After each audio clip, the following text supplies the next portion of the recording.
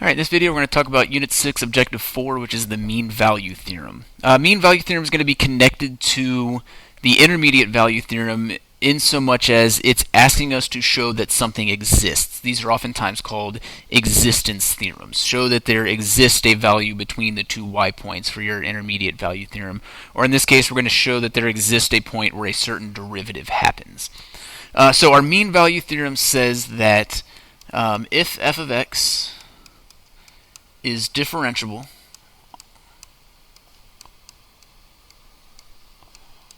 on some interval a to b, then there's going to exist some value c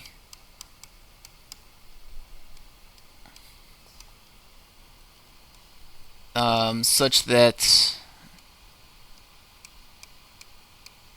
c is in between a and b,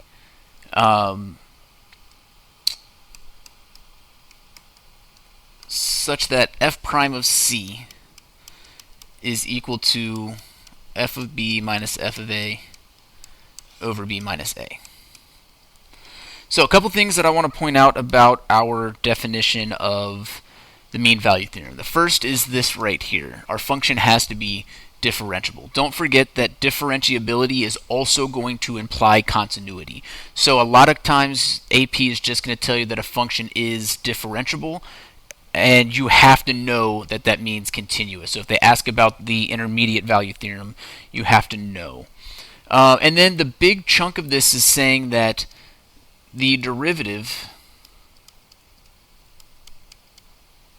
is going to be equal to the average rate of change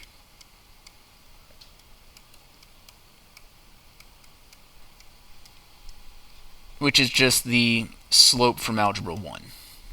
So the slope that you're used to finding from your other math classes. So the derivative at some point is going to be equal to the average rate of change on that interval. So if we were to look at some function, and we have our points A and B. So we have our points A and B.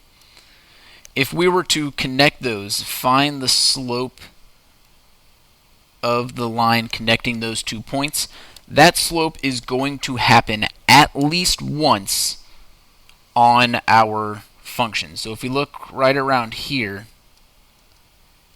your tangent line is parallel to the red line, and this one actually happens twice. Somewhere around here, our tangent line is going to be parallel to the red line. So our derivative is equal to the average rate of change twice on this function, but the mean value theorem guarantees that it'll happen at least one time. And just like the intermediate value theorem, intermediate value theorem, this does not tell us where it happens, just that it does. So it doesn't tell us where this thing happens. It just tells us that somewhere on our interval from A to B, our average rate of change is going to be the same thing as our derivative. So how AP is most likely going to ask about this is they will give you some XY chart.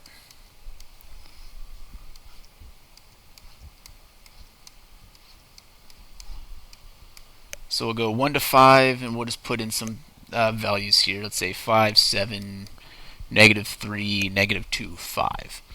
Then they'll say something like this. If f of x is differentiable, R-E-N. Alright, so differentiable on 1 to 5, is there a value C on the interval 1 to 5 such that f prime of C equals 0. So in the intermediate value theorem, we had something to look for that told us intermediate value theorem. It told us, is there or does there exist a y value? So now we're saying, is there or does there exist a derivative. So if you see derivative, that's when we need to think mean value theorem. So just like intermediate value theorem, we have a certain set of phrases that we want to use to answer this thing correctly. So we would say, since f is differentiable,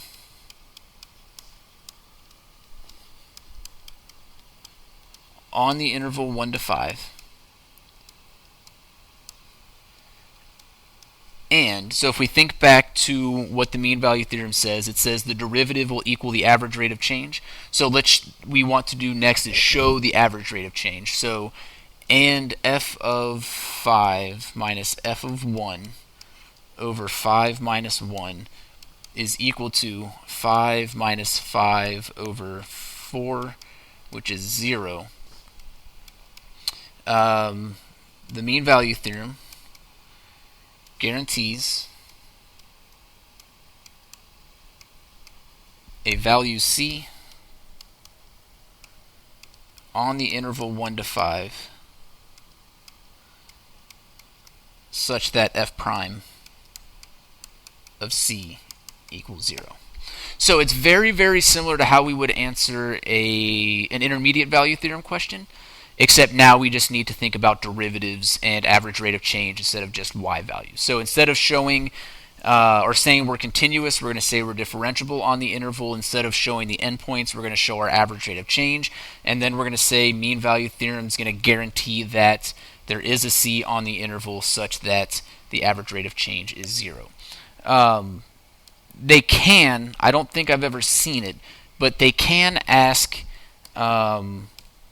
a question where if this said, instead of 0, if it said like 5, we would say that we can't guarantee that that will happen because our average rate of change was 0. But most of the time those numbers are going to match. AP's not out to trick you, they're just out to see if you know the mean value theorem.